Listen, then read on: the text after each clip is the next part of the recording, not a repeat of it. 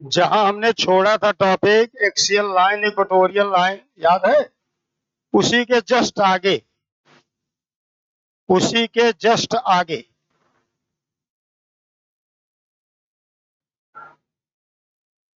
Test वस्ट छोड़ो, सब होते रहते हैं। टेस्ट में इस बार सिलेबस नहीं हुआ था, कोई बात नहीं, अगले टेस्ट में हम इसको फिर से दे देंगे।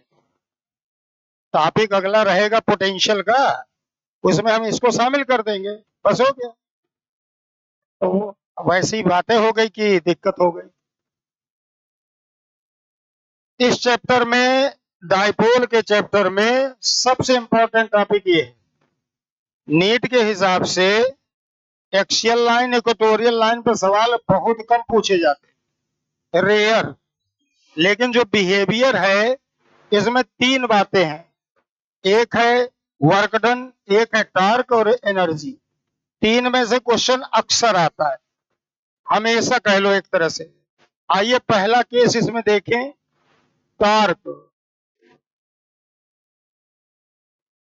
ऑन ए डाइपोल, डाइपोल पर टार्क चाहिए। चलो ये फिगर बना लो, यूनिफॉर्म इलेक्ट्रिक फील्ड का सिंबल देखो ये है,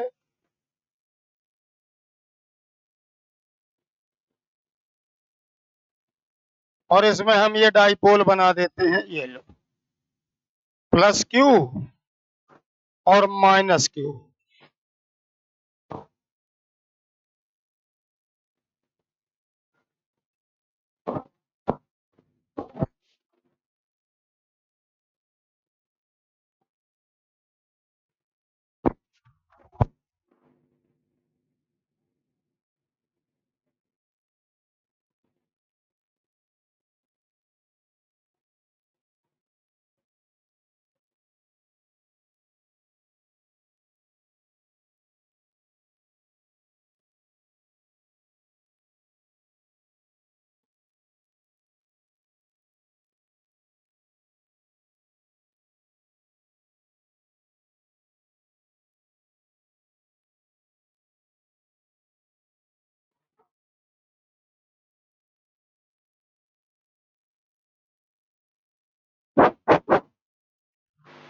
ये है इलेक्ट्रिक फील्ड ई।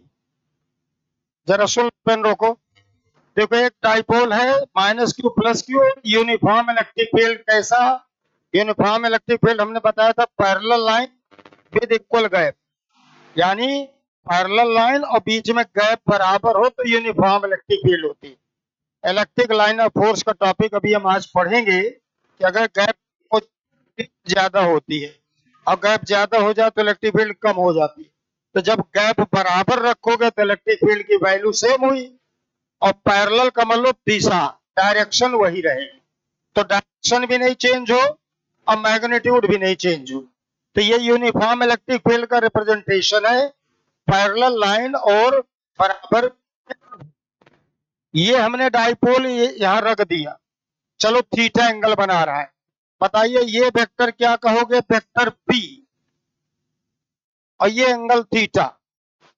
ये वेक्टर पी याद करिए, माइनस क्यू से प्लस क्यू को, हमेशा माइनस क्यू से प्लस क्यू को पी की दिशा होती है। बताइए थीटा किसके बीच का एंगल हुआ? यस, पी वेक्टर और ई वेक्टर। अब ये जरूर कोई भी फार्मूला जब याद करो तो ये जरूर याद कर लो कि थीटा, थीटा किसके किसके बीच का एंगल है। तो यहाँ पी वेक्टर और ई वेक्टर के बीच का एंगल है, ठीक है। बताइए अगर पॉजिटिव चार्ज को फील्ड में रखा जाए तो किधर किधर फोर्स लगेगा? फील्ड की दिशा में। पॉजिटिव चार्ज पर फोर्स लगता है फील्ड की दिशा में, यानी इस पर फोर्स ये लगेगा, क्यू ई। इस पर फोर्स ये लगेगा क्यू ई, ए ये लो। अच्छा बताइए माइनस पर फोर्स उल्टा, ए ये लीजिए, माइनस क्यू ई।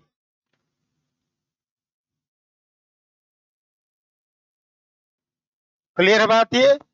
ये दोनों फोर्स इक्वल है, अपोजिट है और पैरेलल। तो अगर इक्वल और अपोजिट हो तो नेट फोर्स जीरो होगी, क्योंकि सेम बॉडी पे लग रहे हैं। ये फिगर जरा बनाइए और इस लाइन को थोड़ा डॉट डॉट करके आगे बढ़ाइए और यहां से परपेंडिकुलर ऐसे डाल दीजिए, इसे थीटा कहिए।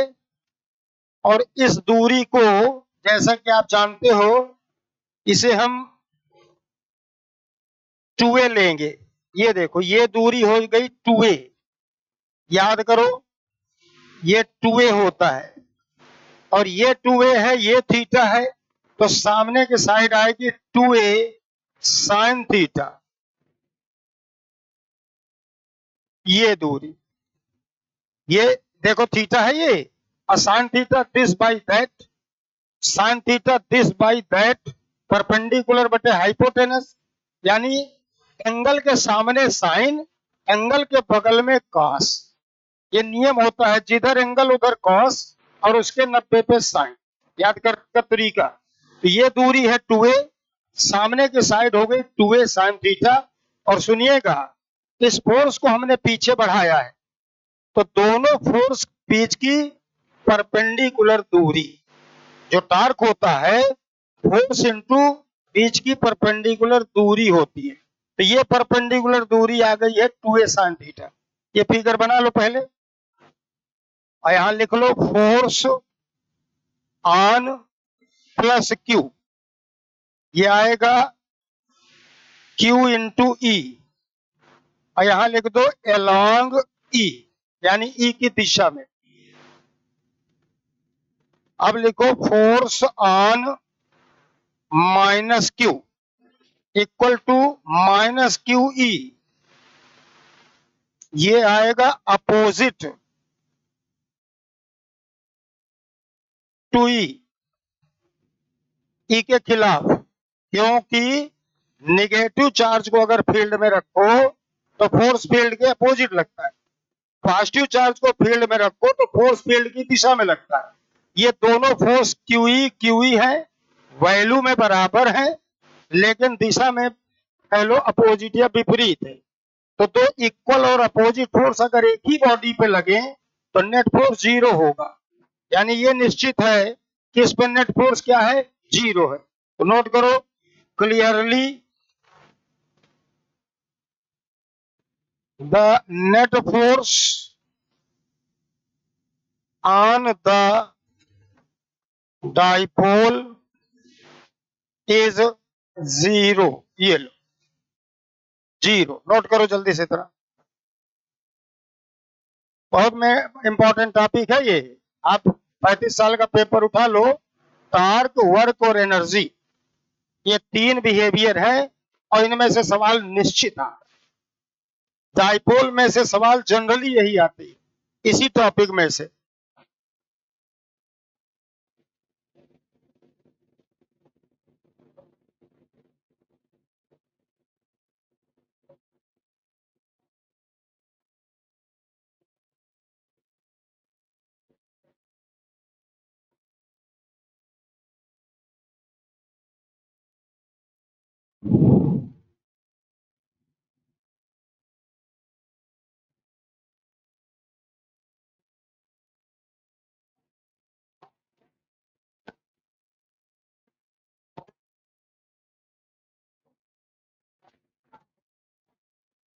एक चीज तो क्लियर हो गई कि किसी डाइपोल पे यूनिफॉर्म नेट फोर्स 0 होता है, ठीक है ना, क्योंकि दो फोर्स लगेंगे, इलेक्ट्रिक फील्ड अगर यूनिफॉर्म है तो same charge, same field, same force, and they are opposite. क्यों अपोजिट, क्यों प्लस चार्ज है, दूसरा माइनस चार्ज। क्लियर है ना बात।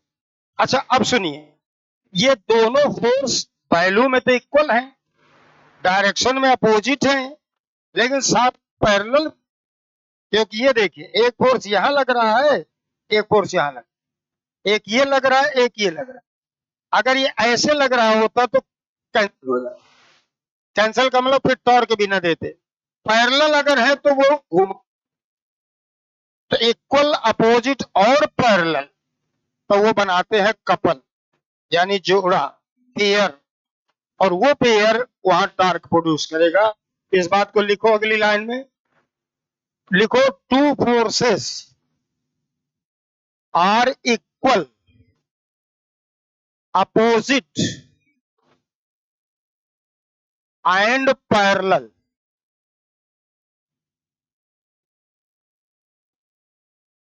Therefore, they form a couple। Couple का मतलब जोड़ा, पेयर। किसका जोड़ा? दो force.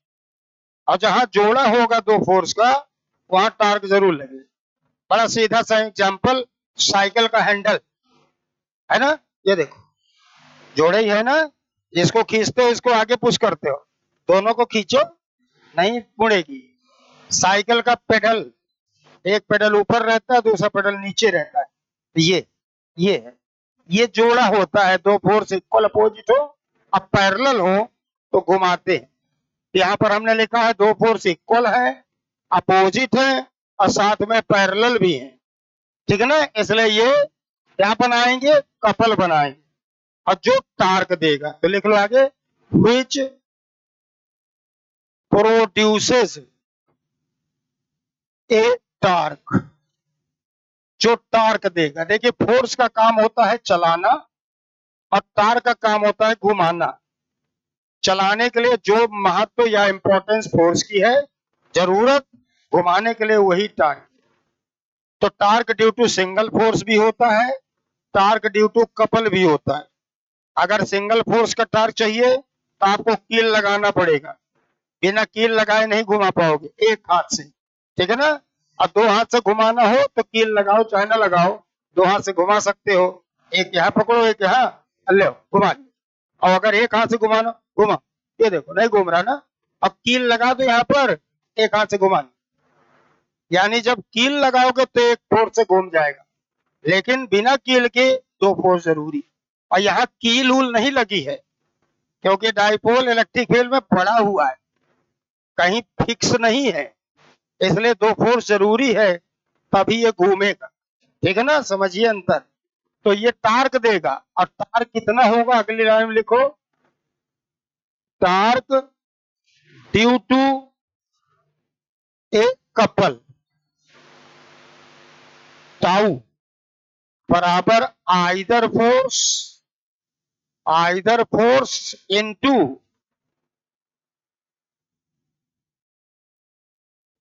Into perpendicular distance between two forces. ये लो, ये टाउ सिंबल है, ये टाउ बोलते हैं इसको, टाउ सिंबल है। तो टाउ बराबर आइदर फोर्स, फार्मूला याद कर लो, दो में से कोई एक फोर्स, और गुणे में perpendicular distance between to force. कहीं भी लगाना हो तो दोनों फोर्स में से किसी एक की वैल्यू और दोनों के बीच की परपेंडिकुलर दूरी।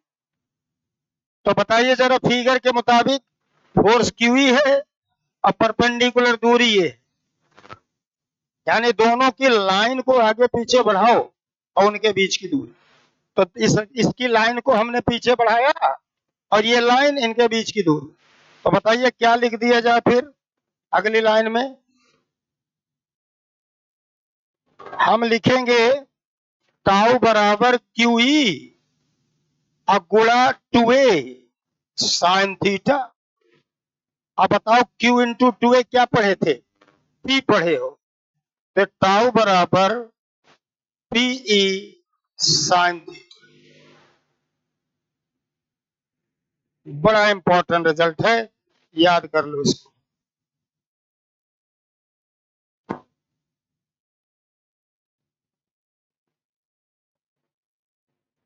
हम अगर इसे वेक्टर फॉर्म में लिखें, tau vector P vector cross E vector,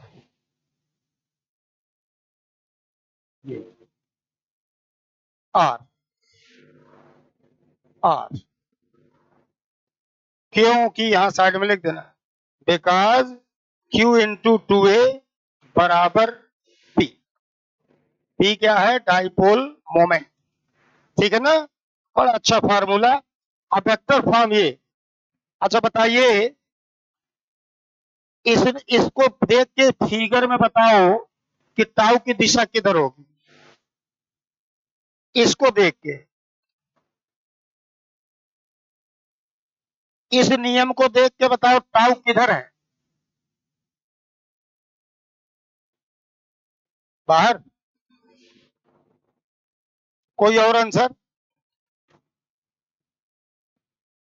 ये क्या होता है?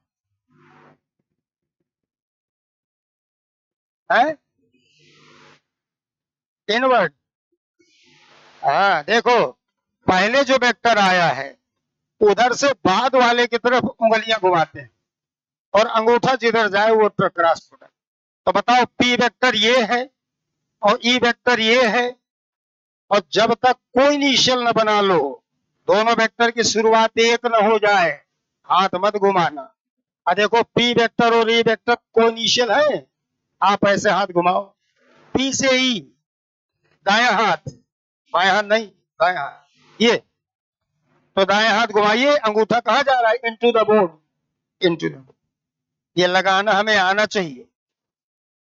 बड़ा सीधा सा एक्सियल वेक्टर, ये पंखा ऊपर घूम रहा है ना, बस हाथ घुमा लो। इससे बढ़िया कोई तरीका नहीं। ये लो। जिधर पंखा घूम रहा है या जिधर भी कोई चीज घूम रही है, उंगलियां उधर घुमाओ, अंगूठा जिधर जाएगा वो cross product. Angular momentum, torque, angular velocity, जो जो क्रॉस प्रोडक्ट यानी क्रॉस का सिंबल से लगे हों, सब एक्सियल वेक्टर है। एक्सियल वेक्टर का मतलब होता है जिसकी डायरेक्शन एक्सिस ऑफ रोटेशन के अलावा। बस नाम से क्लियर है, एक्सियल यानी जिसकी दिशा एक्सिस ऑफ रोटेशन के अलावा, धुरी जिसको हिंदी में कहते हो। सही ना? तो ये जो पंखा ऊपर से लटका हुआ है, इसका एक्सिस कौन है? कहाँ इसका एक्सिस? नहीं, ऊपर से जो रॉड लटकी है वही इसका एक्सिस है। ऊपर से जिस रॉड पे पंखा टंगा है वो इसका एक्सिस है। जिस धुरी के चारों तरफ घूम रहा है वो धुरी ही तो एक्सिस होती है। अब साइकिल का पहिया ऐसे चलता है ना, बीच में जो हब लगा है, धुरी जिसको कहते हो वही एक्सिस है। एक्सिस ऑफ रोटेशन ये होता है। और जितने एक्सियल वेक्टर हैं सब एक्सिस ऑफ रोटेशन की दिशा में होते हैं। कुछ भी कर लो, एक्सियल वेक्टर अपनी दिशा कभी नहीं बदलते।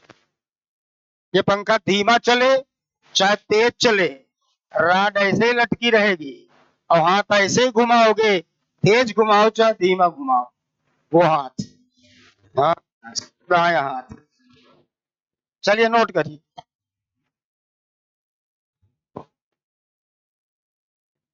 लिख लिया यहां तक?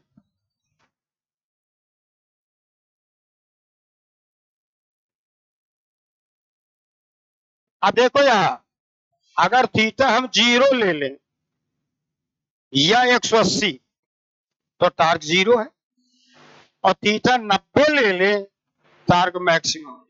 तो हमसे अक्सर पूछता है मैक्सिमम टार्क बताओ। 90,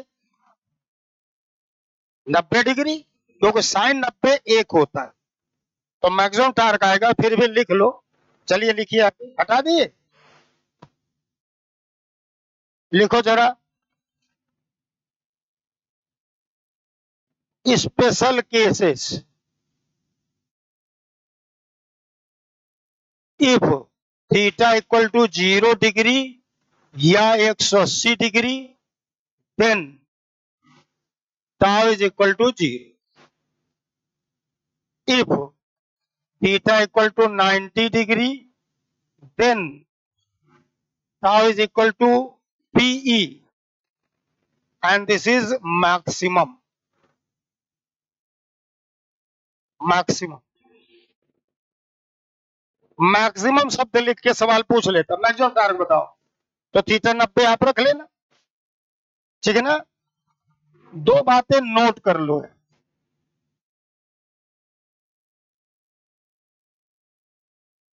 इन a uniform electric field,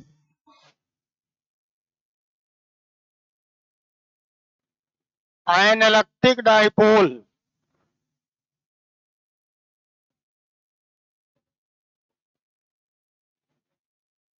experiences only force and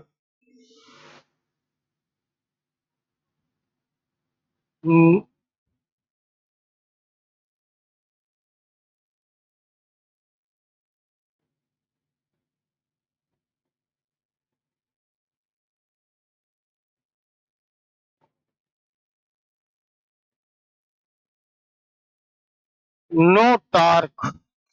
एक सेकंड, हाँ हाँ हाँ, उल्टा लिख दे रहा। Only A torque and no net force, no net force, therefore it undergoes only translatory uh, only rotatory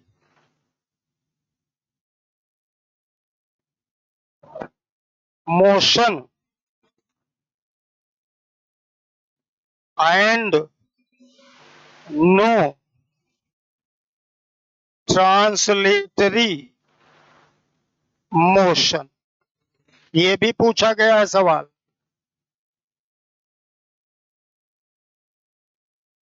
इसी बार आया था टेस्ट में।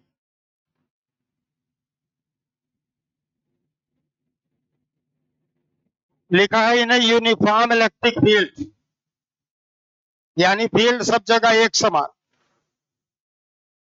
अब सुन लो थोड़ा सा, रटने की बजाय उसका लॉजिक जोड़ा करो। जब एक जैसी फील्ड हर जगह है तो प्लस के ऊपर भी वही फोर्स लगेगा और माइनस के ऊपर भी वही लगेगा, बस वो अपोजिट होंगे, तो नेट फोर्स तो जीरो हो गया। ठीक, और चलाने के लिए यानी ट्रांसलेटरी मोशन के लिए फोर्स जरूरी है और घुमाने के लिए टार्क जरूरी। तो अभी हमने जस्टिफाई किया कि यहाँ फोर्स नहीं लगता लेकिन टॉर्क लगता है, तो टॉर्क उसको घुमाएगा, अब फोर्स न होने के कारण वो चलेगा नहीं, सिर्फ वहीं घूमेगा। और अगर फोर्स भी होता तो चलता भी और घूमता भी, दोनों काम होते। घूम भी रहा है, चल भी रहा है। किसी चीज को ऊपर से छोड़ दो तो देखो घूमता भी है और गिरता भी है, तो वो क्या हो गया, उसे कहते हैं रोलिंग मोशन एक तरह से, जिसमें रोटेशन भी है और लीनियर भी है। यहाँ पर लीनियर मोशन नहीं होगा, ट्रांसलेटरी मोशन नहीं होगा और रोटेटरी मोशन होगा। तो हमसे पूछता है इस तरह के सवाल कि एक यूनिफॉर्म इलेक्ट्रिक फील्ड में इलेक्ट्रिक डाइपोल कौन सा मोशन करेगा, केवल ट्रांसलेटरी, केवल रोटेटरी, दोनों, दोनों में से कोई नहीं। तो जवाब जाएगा केवल रोटेटरी। बढ़िया सवाल है, कोई ट्रांसलेटरी मोशन नहीं करेगा, नोट करो।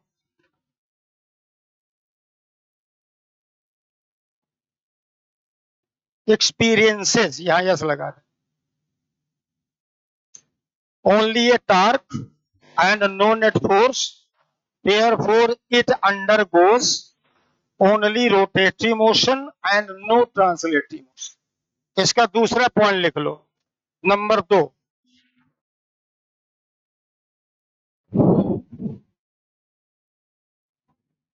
नंबर 2 पे लिखो, in a non uniform electric field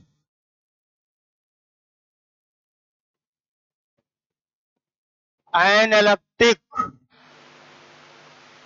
dipole experiences a net force as well as a torque, therefore it undergoes translatory as well as rotatory motion।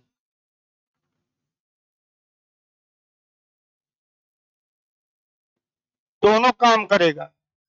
अगर नॉन यूनिफॉर्म में है, इसका मतलब हर जगह इलेक्ट्रिक फील्ड की वैल्यू अलग अलग, जहां प्लस क्यू है वहां कुछ और जहां माइनस क्यू है वहां कुछ और। तो प्लस क्यू पर मान लो 10 न्यूटन का फोर्स लगा, अब माइनस क्यू पर मान लो 5 न्यूटन का लगा, तो एक पे 10 एक पे 5 अपोजिट है ये। तो 10 में से पहले दो टुकड़ा कर दो, 5 और 5। सुनना थोड़ा सा, 10 न्यूटन प्लस क्यू पर और 5 न्यूटन माइनस क्यू पर। तो 10 के दो टुकड़े कर दो, 5 और 5। एक 5 इसका और एक 5 इसका मिला के पेयर बना दो, जोड़ा, कपल। और एक 5 बच गया, कहता आओ चलो।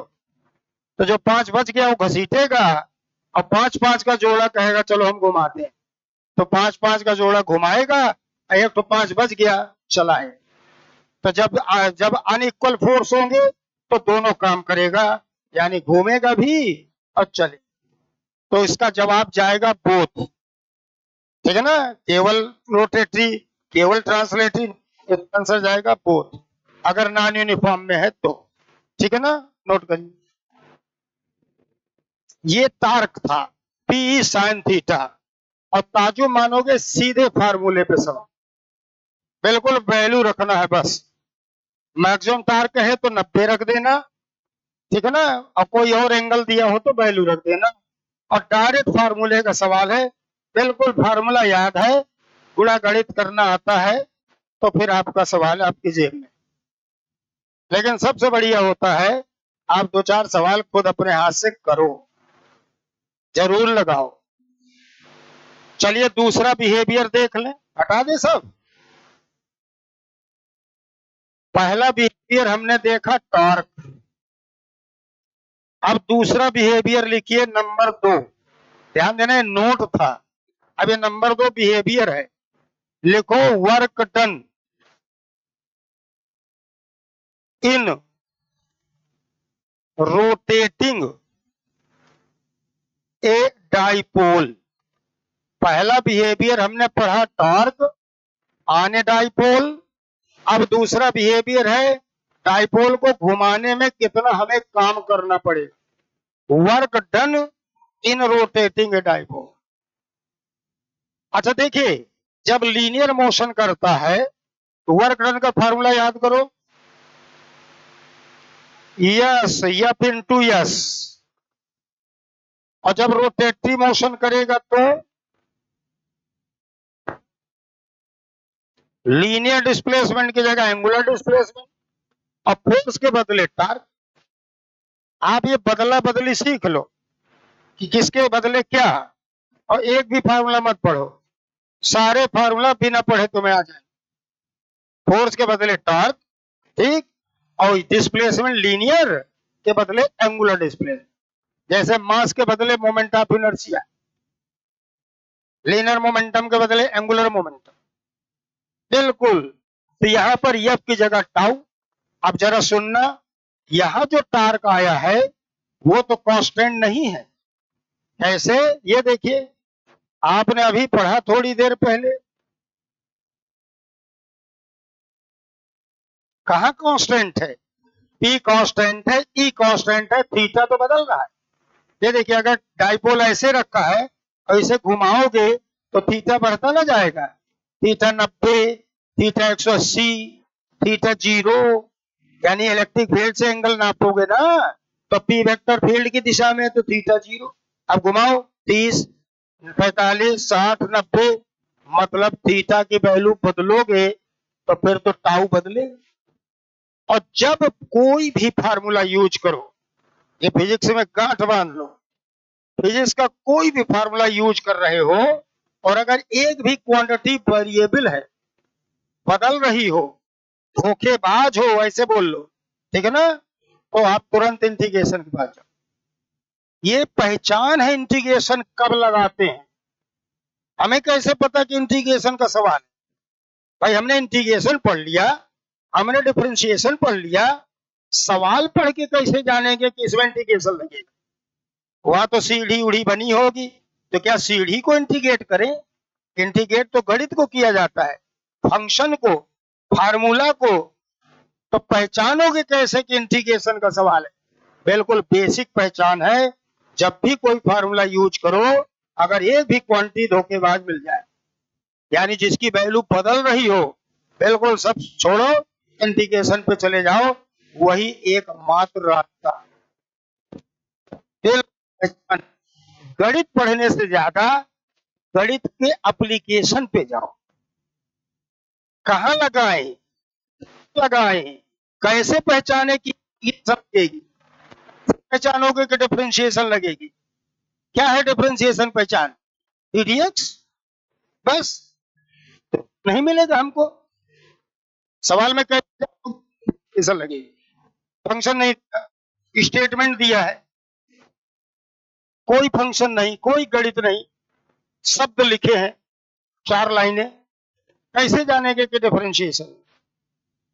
जब कभी किसी क्वांटिटी के बदलने का रेट दिया हो और किसी और के बदलने का रेट मांग रहा हो, लो बस ये पढ़ लो। सवाल पढ़ोगे, अच्छा रेट दिया है, रेट मांग रहा है, जाओ डिफरेंशिएशन। ये सीखना है हमको। तो मैंने कहा यहाँ थीटा बदल रहा है, यानी धोखेबाज है, यानी टाउ धोखेबाज है, यानी इंटीग्रेशन पा चलो। और क्या याद करने का तरीका भाई, ये शब्द सबको याद रहेगा, धोखेबाज, है ना? और क्या, बड़ा कॉमन शब्द है भाई आज के। और क्या, तो हम यहाँ पर देखिए ये फार्मूला यूज करेंगे। जब इंटीग्रेशन होगा, एक टुकड़ा काटेंगे, थीटा नहीं डी थीटा, यस नहीं डी एस, फिर लिखेंगे एफ डॉट डी एस। अगर छोटा टुकड़ा है तो यहाँ डी थीटा करेंगे, और टाउ की वैल्यू रख दो पीई साइन थीटा और D theta.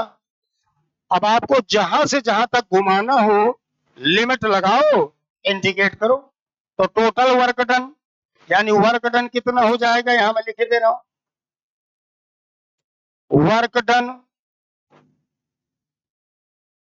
In rotating the pole from θ1 to θ2। ये लो,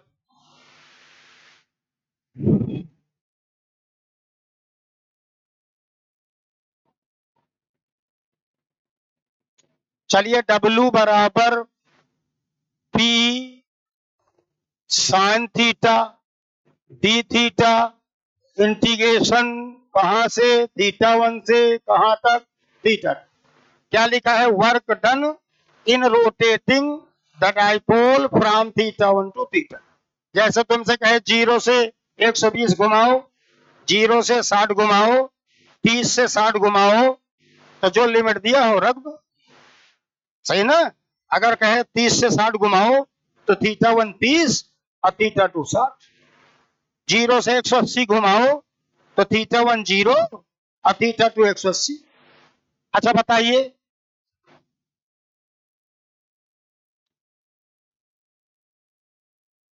इसमें P तो बाहर आ जाएगा क्योंकि कांस्टेंट बाहर आ जाता है, और साइन थीटा का इंटीग्रेशन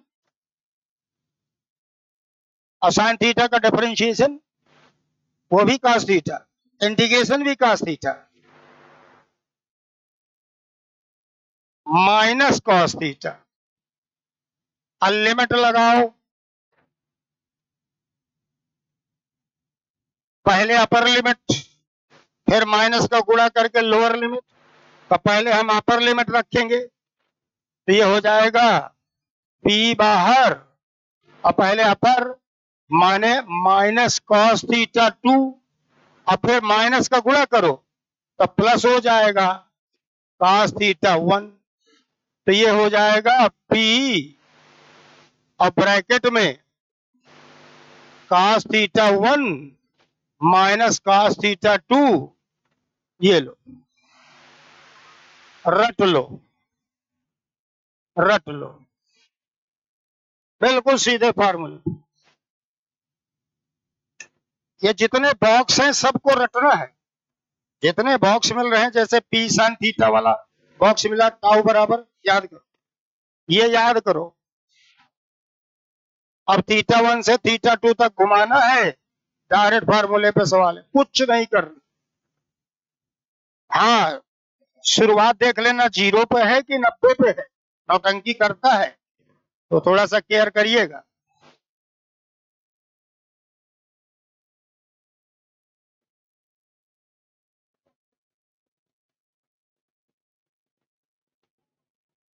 यहाँ पर एक बात और मैं लिख के दे रहा हूं, वर्क डन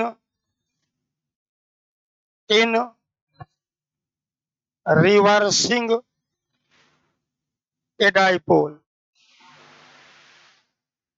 रिवर्सिंग का मतलब उलटना, पलटना। रिवर्सिंग का मतलब पलटना कह लो या उलटना, कुछ हो ले, पलटना उलटना कुछ हो कह लो।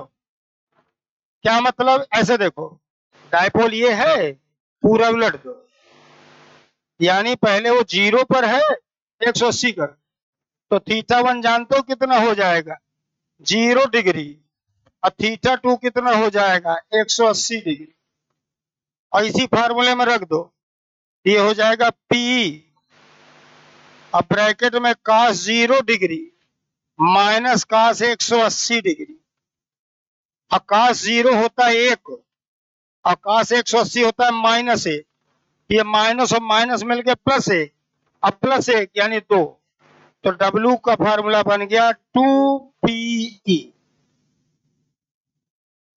ये, लेकिन फार्मूला सिर्फ यही रटना है, ये बनाना सीख लो। ये सवाल है, ये कोई फार्मूला नहीं है, ये क्वेश्चन है। अब वहां लिखा होगा पलटने में कितना वर्क करना, तो डायरेक्ट आप इसे आंसर करिए, लेकिन रटना इसे नहीं है, रटना सिर्फ इसे, दूसरा कोई फार्मूला नहीं रटना।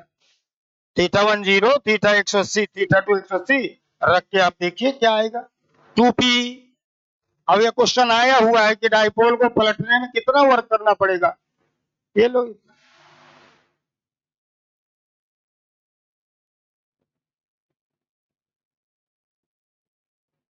ये दूसरा बिहेवियर था, और तीसरा और आखिरी बिहेवियर है एनर्जी, यानी पोटेंशियल एनर्जी डाइपोल की।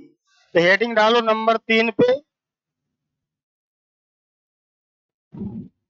हटा दिए,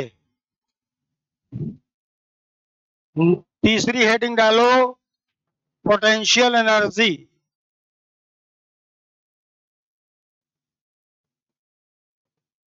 ऑफ ए डाइपोल।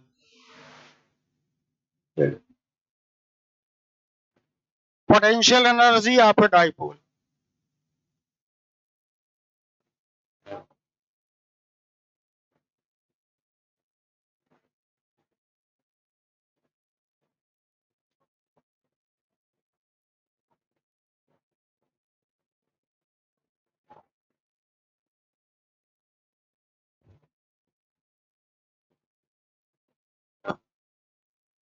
थोड़ा एक कंसेप्ट सुन लो, वर्क एनर्जी थ्योरम, वर्क के चैप्टर में एक टॉपिक है वर्क एनर्जी थ्योरम, यानी हम जो मेहनत करते हैं, सुन लीजिए जनरल बात, हम जो मेहनत करते हैं वो 2 डायरेक्शन में जाएगी, या तो आबाद या तो बर्बाद, तीसरा कुछ नहीं होता, ऐसे याद रखना। आबाद यानी एनर्जी, बर्बाद यानी हीट, बिल्कुल तीसरा कुछ सोचना ही नहीं। अब आप देखना वहां क्या एनर्जी को स्टोर करने का इंतजाम है, एनर्जी के फॉर्म में भर गई हमारी मेहनत, और नहीं तो उड़ गई। जैसे फ्रिक्शन, किसी बॉडी को घसीटिए तो आपकी मेहनत फ्रिक्शन के फॉर्म में, यानी फ्रिक्शन क्या करता है, स्टोर नहीं करता, हीट की फॉर्म में डिसिपेट करता है। अब कहने का मतलब यहाँ पर हम डाइपोल को घुमाएंगे तो हमें वर्क करना पड़ेगा, क्यों, क्योंकि उसमें टार्क लग रहा है, और टार्क कह रहा है वापस आओ, और तुम कह रहे हो नहीं घूमो, किसी पत्थर को तुम जमीन से ऊपर उठाओ, जमीन उसको नीचे खींच रही है और फिर भी तुम उठा रहे हो, तो हम काम तब करेंगे जब हमारा कोई दुश्मन होगा। अब पृथ्वी यहाँ दुश्मन है, क्यों? हम कह रहे हैं ऊपर उठाना है, पृथ्वी कह रहे हैं नीचे लाओ। You have to do the work against that gravitational pull, यानी वो जो फोर्स लग रहा है पृथ्वी का, वो रोक रहा है हमको कि नहीं, ऊपर नहीं ले जाना इसे, और फिर भी तुम ले जा रहे हो एडवेंसिव आर्ट में। अगर हमारा कोई विरोध करेगा और उस विरोध के खिलाफ हम जाएंगे तो हमें मेहनत करनी पड़ेगी, और हमारी मेहनत या तो एनर्जी की फॉर्म में इकट्ठा होगी या तो हीट की फॉर्म में उड़ गई हो। कभी कभी हम ढूंढ ही नहीं पाते अपनी मेहनत, तो ढूंढ लो ये मौज कौन कर रहा है हमारी मेहनत पे। तो मौज वाले से पूछ लो, तुम अपनी मौज बताओ, तो पता चल जाएगा यार मेहनत कितनी है। तो जो मेहनत कर रहे हो वही तो मौज कर रहा है वो। किसी के घर वालों की कमाई देखनी हो, कितनी मोटी कमाई है, उनसे मत मिलो, उनके बच्चों का रवैया देख लो, कौन से रेस्टोरेंट में बैठते हैं, कौन सी बाइक से चलते हैं, अपने आप समझ में आ जाएगा मामला ठीक है ना। तो हमने उससे उससे मुलाकात नहीं हुई जो कमा रहा है, उससे मुलाकात की जो उड़ा रहा है। तो उड़ाने वाले से पता चल गया कमाने वाला तगड़ा है, सही है ना। तो ये कंसेप्ट यहाँ कई बार लगता है। आप नहीं ढूंढ सकते कितना मेहनत हो रही है, तो पूछ लो रजिस्टेंस से तो होगा बिजली विभाग में, और तो कोई उड़ाते नहीं है, तो रजिस्टेंस से पूछ लो कितना उड़ा रहे हो, आपका आंसर आ गया। तो कई बार नाटक करना पड़ता है। तो यहाँ थोड़ा एक बात सुन लीजिए, वर्क एनर्जी थ्योरम हमसे ये कहता है work done equal to energy या work done equal to increase in energy.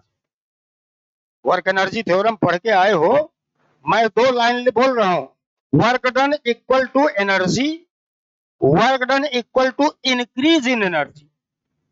क्या सही है? पहला गलत है, दूसरा सही है। हम जो मेहनत करेंगे वो उसकी एनर्जी बढ़ाएगा। अब वो जीरो है तो कुछ जितना बढ़ाए, कहने का मतलब work done equal to increase in energy. Work done equal to energy नहीं हो सकता, न ढूंढ पाओगे। Work done equal to increase in energy. अब बताइए किसी की फाइनल एनर्जी ढूंढना हो तो यहाँ तो सिर्फ इंक्रीज हमें मिलेगा, फाइनल तो मिलेगा ही नहीं। क्यों? इनिशियल तो पता ही नहीं। तो एक उदाहरण सुनिए, मान लीजिए किसी बच्चे के जेब में कुछ रुपए हैं और हम उससे पूछ रहे हैं, वो बता नहीं रहा, जो भी कारण है क्यों नहीं बता रहा। अगर उसको 10 रुपए दे दिए जाएं और बाकी क्लास से पूछा जाए इसके जेब में कितने रुपए हो गए, कोई नहीं जान ना, ना पहले से कुछ थे ना, उसने बताया कहाँ। लेकिन पूरी क्लास को एक चीज पता है कि इसके रुपयों में 10 रुपए बढ़ गए, बस ये है वर्क एनर्जी। यानी कितना इंक्रीज हुआ है वो हम जानते हैं, जो हमने दिया या जितना हमने काम किया। अब हम जानना चाहते हैं कि उसके जेब में कुल कितने रुपए हैं, तो पहले उसकी जेब खाली कर दो, जीरो। ठीक, अब दो 10, अब दो 10 उसे बताओ, पूरी क्लास को पता है कि इसके जेब में सिर्फ 10 है, क्योंकि शुरू में क्या है, जीरो। बस यही कंसेप्ट यहाँ लगाना है। डाइपोल को ऐसी जगह ले जाके पटको जहां इसके पास एनर्जी जीरो, और फिर घुमाओ, जब शुरुआत में उसके पास कुछ नहीं होगा और जितना आप मेहनत करोगे वही उसकी अमानत हो गई। एनर्जी ढूंढने का ये कंसेप्ट है, पहले उसे जीरो पे ले जाओ, और जीरो होता है 90 पे। अभी मैं लॉजिक दूंगा क्यों, तो आप लिखिए जरा, लिखो इसमें दो line. Potential energy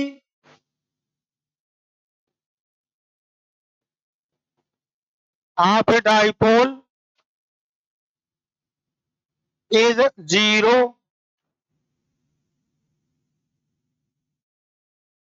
eight theta equal to 90 degree.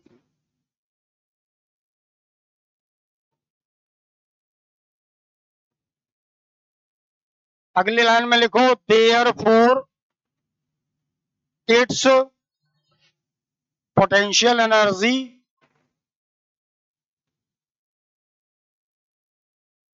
Eight angle theta.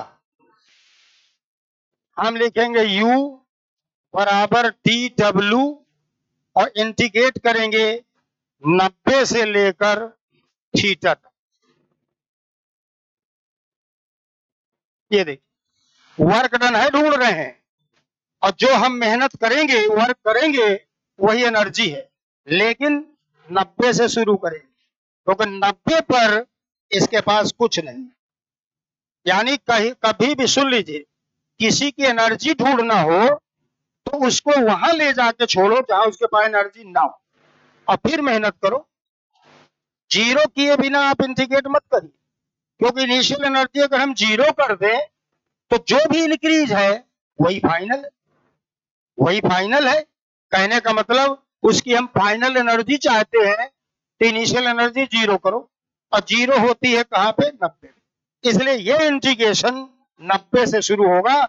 अब आपको जहां तक जाना हो जाइए, थीटा तक जाना है, जैसे 90 से हम आगे जाए 120। कहां से? ई से नापना शुरुआत। थीटा किसके बीच का एंगल है? ई और पी के बीच। तो शुरू में पी और ई के बीच 90। अब आप आगे घुमाइए तो 90 के बाद 20, 150, ऐसे तो जाओगे। ये है मतलब यहाँ पर। तो आइए जरा देखा जाए यू कितना निकलेगा। इंटीग्रेशन 90 डिग्री से थीटा तक, और याद करो टी डब्ल्यू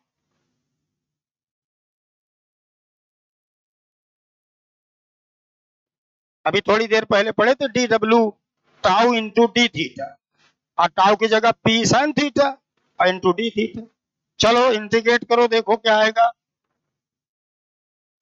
पी बाहर ले लो और साइन थीटा का माइनस कॉस थीटा, और लिमिट लगा दो 90 से थीटा तक की। बताइए कितना हो जाएगा ये। पी पहले upper limit minus cos theta, और माइनस माइनस प्लस आकाश 90 डिग्री। आकाश 90 तो जीरो होता है, आकाश 90 जीरो होता है, तो ये हट गया। बताओ यू का फॉर्मूला क्या मिल गया? माइनस पीई आकाश थीटा। अगर इसे मैं वेक्टर भाषा में लिखूं तो, वेक्टर भाषा लिखूं तो u बराबर माइनस पी वेक्टर और डॉट ई वेक्टर, क्योंकि जब कॉस होता है तो डॉट प्रोडक्ट, और साइन होता है तो क्रॉस प्रोडक्ट। अभी टार का फार्मूले में पी साइन थीटा था, इसलिए वहां पी क्रॉस ही आया था, और जहां कॉस थीटा होता है वहां डॉट प्रोडक्ट। तो ये फार्मूला बनेगा u बराबर माइनस पी डॉट ई। ठीक है ना? और और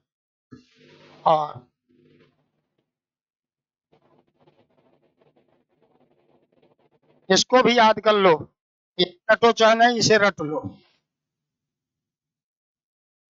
रट। माइनस पी कास थीटा को याद कर।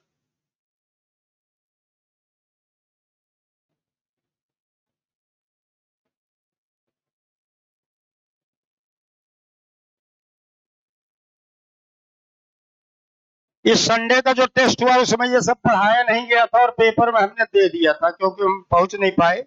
तो जो अगला टेस्ट होगा उसमें ये फिर से आएगा, सब पूरा आएगा। इलेक्ट्रिक डाइपोल, गॉस लॉ और पोटेंशियल, पोटेंशियल भी कवर करेंगे। तो जितना पोटेंशियल पढ़ लेंगे वहां तक, बेशक पूरा पोटेंशियल ना आए, जितना पढ़ लेंगे उतना। ठीक है ना? हमको 3 लेक्चर पोटेंशियल के मिलेंगे। अभी कल परसों गासला निपट जाएगा। गासला 2 ही क्लास का है। पढ़ चुके हो क्या तुम लोग गासला? अंकल से पढ़ाए हैं तो दोबारा पढ़ना है। चलिए नोट करिए।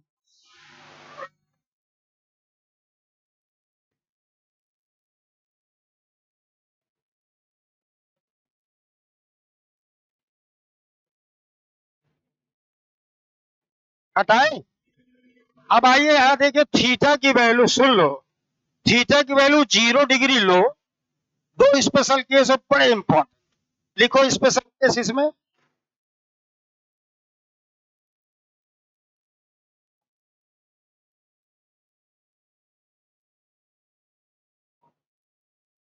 Special cases. if theta equal to 0 degree,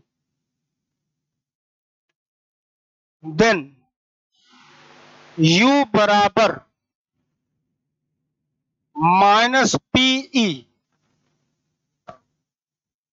क्योंकि cos 0 1, सही है ना, cos 0 1। अच्छा बताओ ये मैक्सिमम है कि मिनिमम? ये वैसे तो मैक्सिमम है लेकिन माइनस के कारण मिनिमम, तो हम यहां लिखेंगे मिनिमम।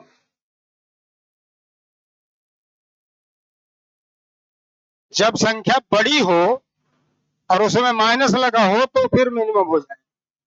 अच्छा देखिए, जब किसी की पोटेंशियल एनर्जी मिनिमम होती है, जब किसी की पोटेंशियल एनर्जी मिनिमम होती है तो वो स्टेबल इक्विलिब्रियम में होता है। स्टेबल इक्विलिब्रियम उसको बोलते हैं। और पोटेंशियल एनर्जी मैक्सिमम हो तो वो अनस्टेबल होता है। यहाँ क्योंकि पोटेंशियल एनर्जी मिनिमम है, यानी ये स्टेबल इक्विलिब्रियम कहलाएगा। तो लिख लो जरा, दिस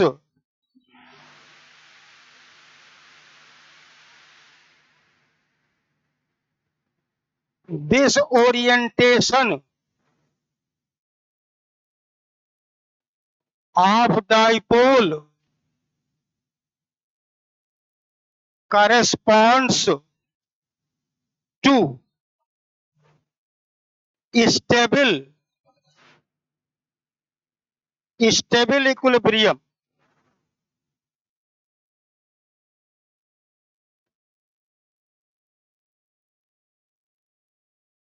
अंडरलाइन कर दो, स्टेबल इक्विलिब्रियम। बस पहचान है ये मैथमेटिकल। अगर मान लीजिए एनर्जी पोटेंशियल एनर्जी मिनिमम है तो स्थायी है वो, अगर उसे थोड़ा डिस्टर्ब करोगे फिर वापस वहीं आ जाए।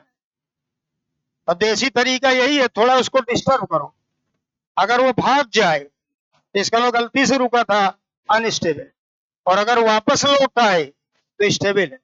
और अगर डिस्टर्ब करने पर न भागे न लौटे तो कहोगे न्यूट्रल, यानी मुर्दा, ना आ रहा है ना जा रहा है, ठीक है ना, उसे न्यूट्रल बोलते हैं। दूसरे नंबर पे लिख दो, if theta equal to 180 degree, then u बराबर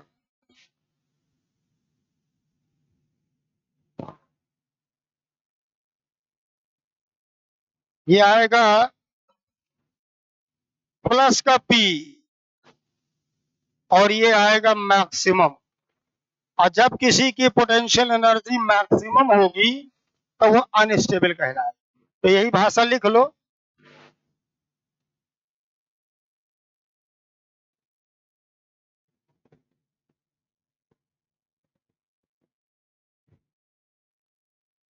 दिस ओरिएंटेशन, ओरिएंटेशन का मतलब झुकाव यानी angle,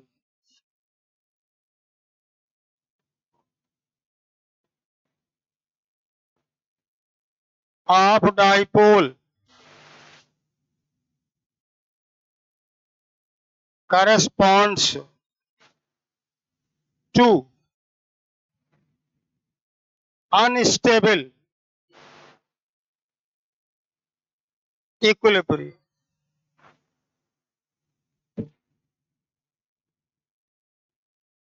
unstable equilibrium, theta 0 stable और थीटा 180 अनस्टेबल। सुन लो, पहले लिख लो फिर बताता हूं, कुछ थोड़ा नाटक है।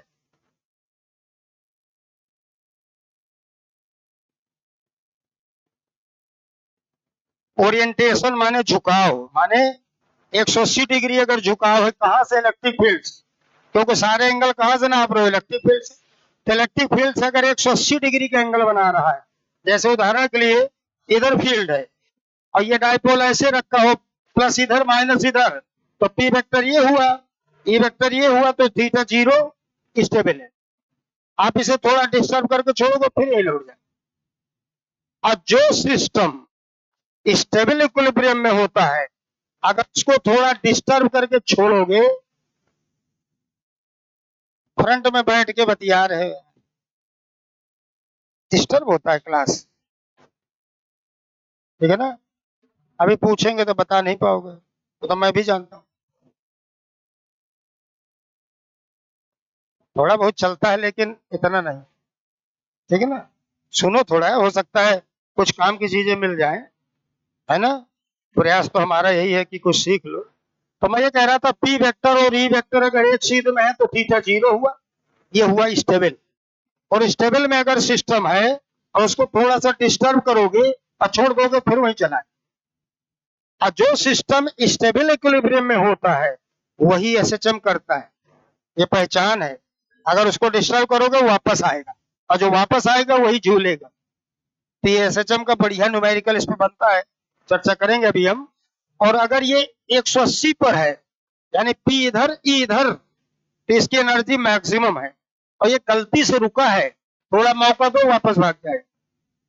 तो एक अनस्टेबल सिस्टम, मौका मिलेगा तो स्टेबल में ही आता है। बड़ा सिंपल सा उदाहरण, चढ़ते जाओ 2-4 मंजिला, छत तक पहुंच गए, अब थोड़ा मौका दो, यानी पैर लटकाओ, ठीक है ना? तो मौका दोगे तो नीचे ही आओगे। क्यों नीचे आ रहे हो? क्योंकि पोटेंशियल एनर्जी मिनिमम। अब खड़े नहीं, पड़े। क्योंकि खड़े में एनर्जी कुछ ज्यादा होगी, पड़े में सबसे कम होगी। तो मोस्ट स्टेबल तो ये हुआ पड़े वाला। तो अपने आप ये बिल्कुल तय है, कोई सिस्टम अपने आप स्टेबल से अनस्टेबल नहीं जाएगा। अपनी एनर्जी, पोटेंशियल एनर्जी कोई कभी नहीं बढ़ा सकता। हम बढ़ा सकते हैं। हम एक पत्थर को जमीन से ऊपर उठाएं तो पोटेंशियल एनर्जी बढ़ा रहे हैं, और उसे छोड़ देंगे तो ऊपर के बजाय नीचे ही भागेगा। तो ये थोड़ा सा बातें हैं जिन्हें दिमाग में रखो, कि किसी सिस्टम को अगर मौका मिलेगा, अपनी पोटेंशियल एनर्जी हमेशा कम करेगा, हमेशा स्टेबल की तरफ भागेगा। और दुनिया में हर कोई स्टेबिलिटी ही तो ढूंढ रहा है, ठीक है ना? आप यहाँ बैठे हो किस लिए? स्टेबिलिटी ढूंढने के लिए। क्योंकि अभी आप चौराहे पे खड़े हो, ना इधर के ना उधर के। अभी कोई ना पूछ रहा होगा, है ना? और सिलेक्शन हो जाएगा तो पूछने वाले आने लगेंगे, क्योंकि तब भाव लगेगा तुम्हारा। समझ रहे हो ना? ठीक है ना? अभी कोई भाव नहीं है। चलिए, नोट किए?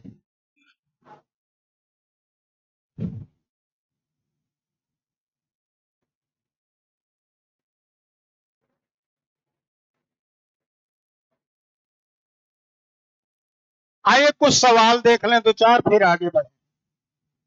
नोट करिए क्वेश्चन।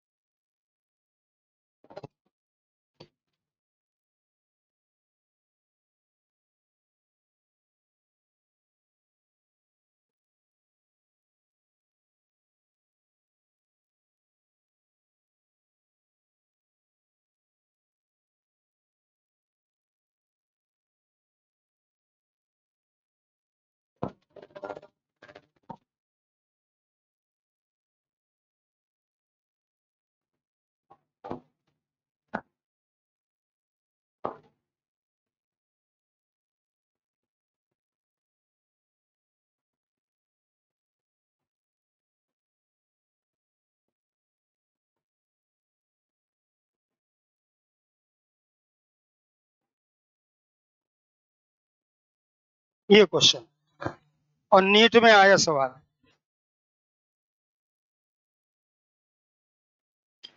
जैसा बार बार हम कहते हैं, सवाल को प्रॉपरली रीड किया करो, उसका अर्थ ढूंढो, उसके बाद फार्मूला तैयार करो। कौन से फार्मूले का सवाल?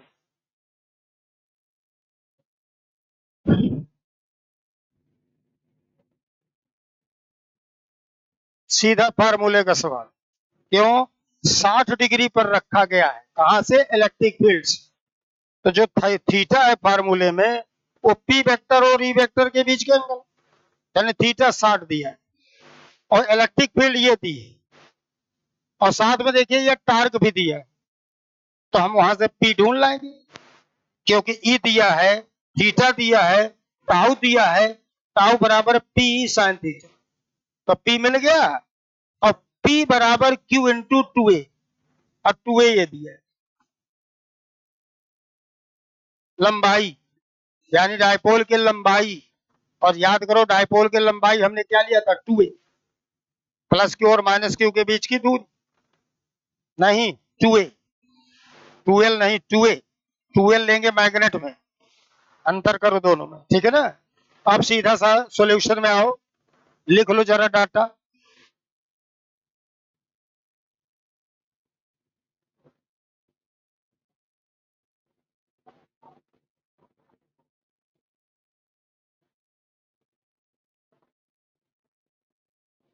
चलिए लिखिए, डाटा लिखिए पहले। हमें दिया गया थीटा 60 डिग्री, हमें ई दिया गया है 10 की पावर 5 न्यूटन पर कूलम, हमें टाउ दिया गया है 8√3 न्यूटन मीटर। अब आइए फार्मूले पे आइए, टाउ बराबर पी साइन थीटा। टाउ की जगह 8√3, पी नहीं पता, पी की वैल्यू 10 की पावर 5 और साइन 60, सीधा फॉर्मूला। ठीक है जी। अच्छा, साइन 60 की वैल्यू बताओ। 8√3 बराबर पी गुणे 10 के पावर 5 गुणे √3/2। तो √3 और √3 कट गया, दो ऊपर गया 16 हो गया, और 16 10 की पावर 5 नीचे आके ऊपर चला गया, तो कितना बन गया जरा बताइए।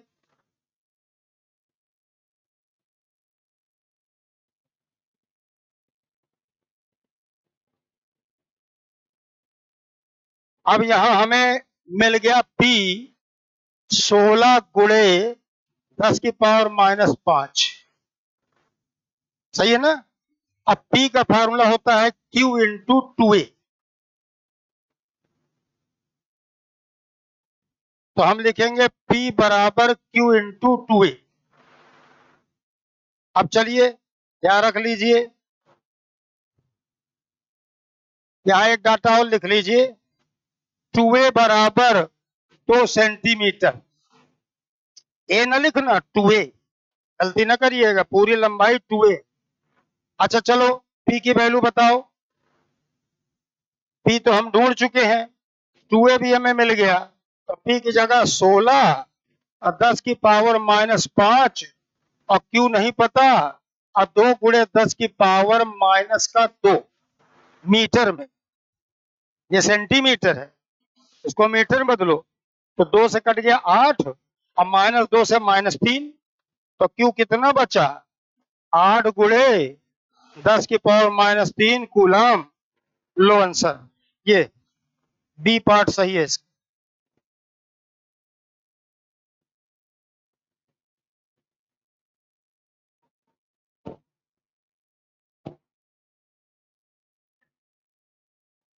ऐसे घर में 2-4 सवाल रोज किया करो, और देखो जब सवाल कहीं ना मिले तो फोन है तुम्हारे पास, गूगल में सर्च मारो न्यूमेरिकल सन, टार्क या वर्क डन या एनर्जी क्या और dipole in uniform electric field, 2-4 तो जरूर आ जाएंगे। और उसमें से 2-4 सवाल जो अच्छे मिले नोट करो कॉपी में, क्लास की कॉपी में नहीं, अलग कॉपी बना लो घर के लिए। ऐसे सवाल 2-4 तो जो अच्छे सवाल हो, नए क्वेश्चन हो, उठा लिया। भाई किताब के सवाल बार बार आप करते हो तो वो तो याद हो जाते एक तरह से, या कोई असाइनमेंट तुम्हें मिला है क्लास में तो वो तो याद हो गए, कर लिए, अब नया कहाँ से लाएं? तो वहां ढूंढो। रोज किताब तो खरीदोगे नहीं नए के लिए, उसे भी कर लोगे तो फिर नया कहाँ ढूंढोगे? तो सबसे बढ़िया है सर्च मार। बढ़िया सवाल मिलते हैं, 2-4 तो टीचर जरूर आ जाएंगे, लीजिए, और उसमें से जो अच्छे हो ले लीजिए। लिखिए अगला क्वेश्चन।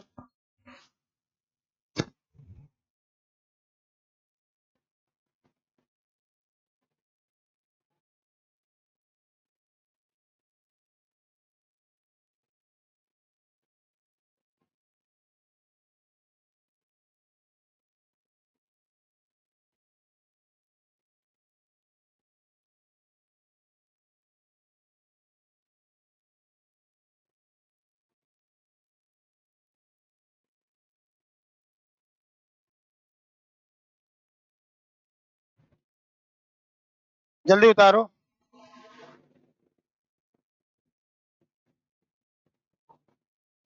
लिखो।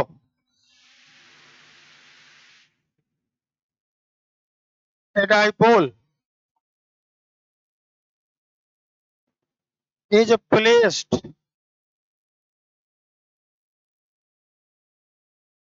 parallel to electric field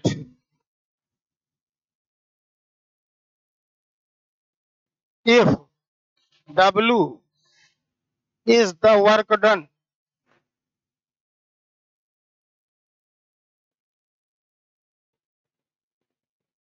in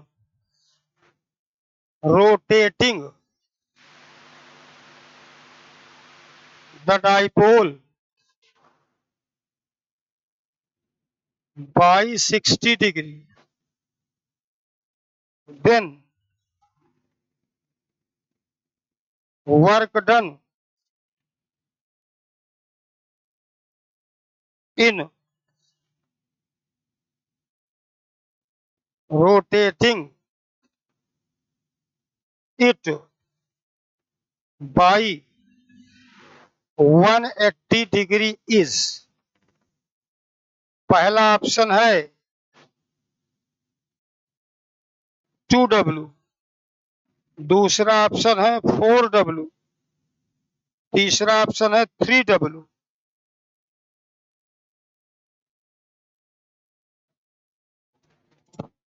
और चौथा ऑप्शन है WIL।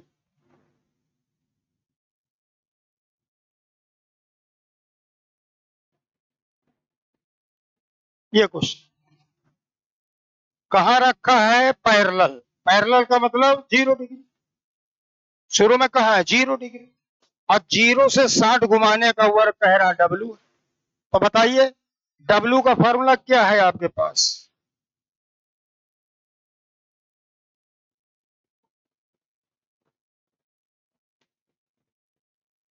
लिखो जरा, W बराबर PE cos theta 1 minus cos theta 2। ये इसे कहां से घुमाना है? पैरेलल माने 0 से 60 तक, ठीक है ना? तो यहां पहले लिखिए work done in rotating the dipole from 0 degree to 60 degree. W बराबर P और cos 0 माइनस cos 60। बताओ कितना आएगा? 1 माइनस हाफ P/2। ये लो, ये तो उन्होंने दिया है। अब देखिए क्या चाहिए? Work done in rotating the dipole कहां से? 0 डिग्री से कहां तक? 180 डिग्री, यानी पलटने वाला 2P। अगर याद है तो 2P, और नहीं तो आप डायरेक्ट लिख दो।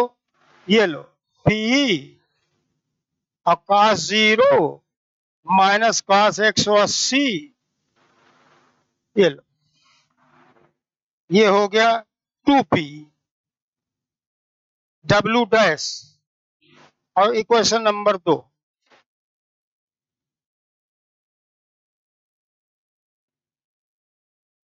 हमें डब्ल्यू दिया गया है और डब्ल्यू डैश चाहिए, और डब्ल्यू डैश डब्ल्यू के शब्दों में चाहिए, पदों में। तो यहां से जरा डब्ल्यू पी की वैल्यू निकालो, 2w, पी की वैल्यू 2w, यार 4w आ गई।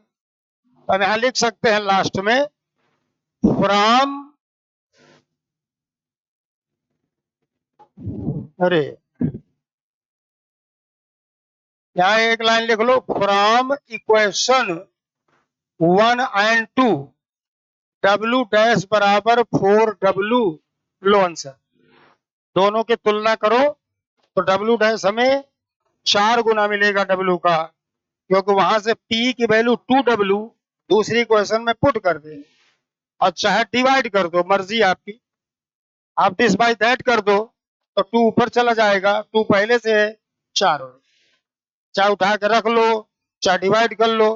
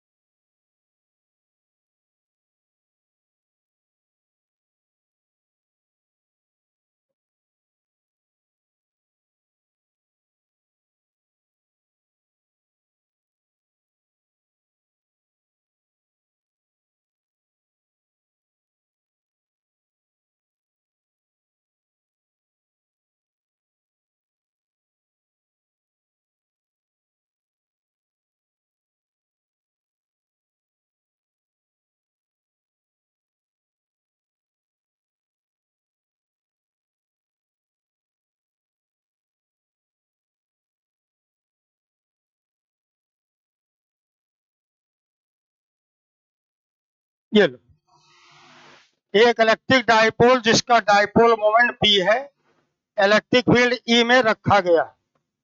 अब बताइए, जब डाइपोल को आप इलेक्ट्रिक फील्ड में छोड़ दोगे तो कहाँ रुकेगा? स्टेबल में। हर चीज स्टेबल में रुकती है, और स्टेबल कौन है? 0 डिग्री। ये 0 पे पड़ा हुआ है। फिर आगे देखो क्या लिखा है, if it is slightly deflected. थोड़ा सा इसको डिफ्लेक्ट कराओ, स्लाइटली, क्योंकि थोड़ा सा, अगर ज्यादा डिफ्लेक्ट कर दोगे तो एसएचएम नहीं करेगा। थोड़ा सा डिफ्लेक्शन होता है तभी एसएचएम करेगा। तो हमसे कह रहा है slightly deflected from equilibrium position, यानी जहां वो रुका है वो इक्विलिब्रियम है, इसे थोड़ा सा डिस्टर्ब करके छोड़, तो जानते हो वापस आएगा। और यहाँ रुकेगा नहीं, ज्यादा चला जाएगा। जैसे उदाहरण के लिए पेंडुलम, यहाँ रुका है, थोड़ा इधर ले जाओ, छोड़ो, यहाँ रुकता नहीं है, आगे चला जाएगा। तो यही चीज यहाँ भी होगी। और ये जानते हो किस तरह का एसएचएम करेगा? रोटेटरी। ये लीनियर एसएचएम होता है, और ये रोटेटरी, क्योंकि जहां टार्क आएगा वहां रोटेटरी एसएचएम, और जहां लीनियर मोशन होता है तो वहां फोर्स आता है। तो एक बड़ा सीधा सा, ये कठिन नहीं है सवाल। एक चीज बस ध्यान दे लो, जब भी एसएचएम का क्वेश्चन मिले, चाहे किसी भी चैप्टर में, अगर लीनियर एसएचएम है तो रेस्टोरिंग फोर्स ढूंढ लेना, और अगर रोटेटरी एसएचएम है तो टार्क ढूंढ लेना। आपका सवाल वही सॉल्व होगा, चाहे कहीं का सवाल हो। अब यहां मुझे मालूम है ये टार्क का केस है, क्योंकि यूनिफॉर्म इलेक्ट्रिक फील्ड में टार्क लगता है। ये ऐसे झुलाओगे, वापस आएगा, फिर जाएगा, लाइक दिस, ऐसे एसएचएम करे। तो जब ये एसएचएम करेगा तो यहां पर देखिए क्या लिखेंगे, सॉल्यूशन में नोट करो, रेस्टोरिंग टार्क ढूंढेंगे हम इसे, टाउ बराबर माइनस पीई साइन थीटा। यहां तो ढूंढना भी नहीं है, क्योंकि ये फार्मूला हमें पहले से पता है। अब माइनस क्यों लगाए? ध्यान देना, रेस्टोरिंग है ये, ऐसे पड़ा है, सुन लो इधर। हम जब लगाएंगे तो डिफ्लेक्टिंग हुआ, और जो वापस लाएगा वो रेस्टोरिंग हुआ। रेस्टोरिंग का मतलब जो उसे उसकी ओरिजिनल पोजीशन पे लेकर आए। पेंडुलम यहाँ रुका है, आप इसे ले गए, तो आप जो फोर्स लगाओगे डिफ्लेक्टिंग, और छोड़ दोगे तो जो लाएगा वो रिस्टोरिंग। रिस्टोर करना मतलब होता है पुरानी अवस्था में लेकर आना। तो इसको वापस कौन लाएगा? ये टार्क, बस माइनस लगा दो। रेस्टोरिंग टार्क में माइनस होता है, याद करो, स्प्रिंग का फोर्स या बराबर माइनस के AIIMS. What is that? Restoring force. Spring को हमने पकड़ के खींचा, हम डिफ्लेक्ट कराए और छोड़ दिया, रेस्टोरिंग। जो उसे वापस लाए, जो वापस लाएगा वो डिफ्लेक्टिंग के अपोजिट होगा, इसलिए माइनस लगता है। हमेशा लगा देना इसमें। और यहां लिखो टाउ बराबर माइनस पी, क्योंकि for small theta sine theta बराबर थीटा। और स्मॉल इसलिए क्योंकि स्लाइटली डिफ्लेक्ट करा है, थोड़ा सा डिफ्लेक्शन दिया है। अगर ज्यादा दे दोगे तो साइन थीटा बराबर थीटा नहीं होगा, और तब ये एसएचएम नहीं होगा। एसएचएम की पहली शर्त है डिस्प्लेसमेंट, यानी डिफ्लेक्शन शुड बी स्मॉल। अगर डिफ्लेक्शन स्मॉल नहीं है तो एसएचएम नहीं है, इसलिए हमने इसे साइन थीटा को थीटा कर दिया। अब टार्क पा गए हो, अब एक्सेलरेशन ढूंढो। तो रोटेशनल में कौन सा एक्सेलरेशन होता है? Angular acceleration. एंगुलर एक्सेलरेशन जिसे हम अल्फा कहते हैं, वो टाउ बटे आई होता है। What is I? Moment of inertia. Inertia अलग चीज होती है, moment of inertia. I moment of inertia है, साइड में लिख दो।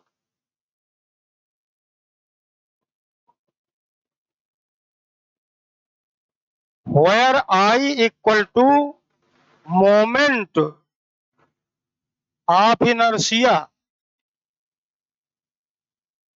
Moment of.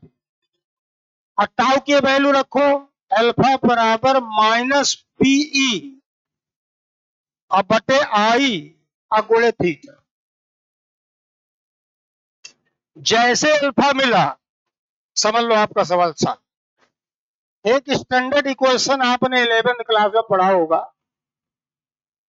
ये एसएचएम की कोई स्टैंडर्ड इक्वेशन पढ़े हो? देखो ये पढ़े होगे,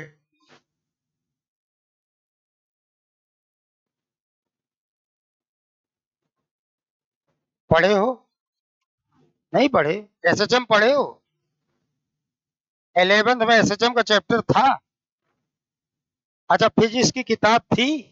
अच्छा, तो ये फार्मूला जरूर रहा होगा। चलिए अच्छा, तो इसके बदले हम अल्फा लिखेंगे माइनस ओमेगा स्क्वायर थीटा। ए माने सुन लीजिए, एक्स के बदले थीटा और ए के बदले अल्फा। लीनियर एक्सेलरेशन ए, जो मैं साइड में लिखे दे रहा हूं, बिकॉज ए बराबर माइनस ओमेगा स्क्वायर एक्स। ये फार्मूला होता है स्टैंडर्ड। इस फार्मूले को याद कर लो। ऐसे जब कोई क्वेश्चन मिले, पहले फोर्स ढूंढना, मास से भाग दे देना, ए ढूंढ लेना और इसे तुलना करना। बिना ए को अक्षर पढ़े एसएचएम का किसी भी चैप्टर में सवाल जाओ, फोर्स ढूंढना, फिर मास से भाग दे देना, ए आ जाएगा और ए बराबर ये तुलना करना। और जब रोटेटरी होगा तो फोर्स की बजाय टार्क ढूंढना, एम से भाग देने के बजाय आई से भाग देना, ए के बजाय अल्फा लिख देना, एक्स की जगह थीटा। ये इक्वेशन, एक्स के बदले थीटा और ए के बदले अल्फा, और फोर्स की जगह टाउ, मास की जगह आई, मास के बदले आई। अब इसको और इसको तुलना करो, इसको और इसको तुलना करो। बट अब बताओ, थीटा के बदले थीटा, माइनस के बदले माइनस, अल्फा के बदले अल्फा, और ये जो कूड़ा रखा है वो ओमेगा स्क्वायर। ये लीजिए, ओमेगा स्क्वायर हो गया पी और बटे आई, ओमेगा हो गया पी बटे आई अंडर रूट, ओमेगा होता है 2 पाई बाई टी, याद करो, पढ़े हो गए ये, बटे में आई अंडर रूट, बताओ टी कितना आ गया, 2 पाई अंडर रूट आई बटे पीई। लीजिए आंसर, ठीक है ना? इच्छा करे तो याद कर लो, पेपर में आ जाए, ऐसे देख के रंग देना बस। नोट करो, नोट करो, घर जाके पढ़ो।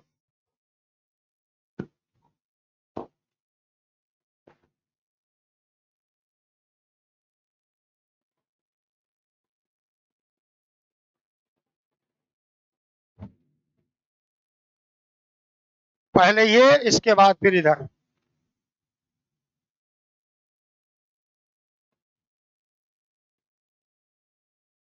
थोड़ा सा लेवल उठाओ अपना, बिल्कुल चुटकुले पढ़ोगे तो क्या फायदा। अब जिस तरह का बवाल हुआ है नीट में, इस साल पेपर थोड़ा कठिन आएगा, जिससे सरसठ टॉपर न बने, ठीक है ना? ये बिल्कुल तय है, उसका और कोई दूसरा रास्ता नहीं। पेपर कठिन करेंगे तभी टॉपर की संख्या घटेगी, ठीक है ना? अब इसको कंटिन्यू करेंगे कल, ठीक है ना?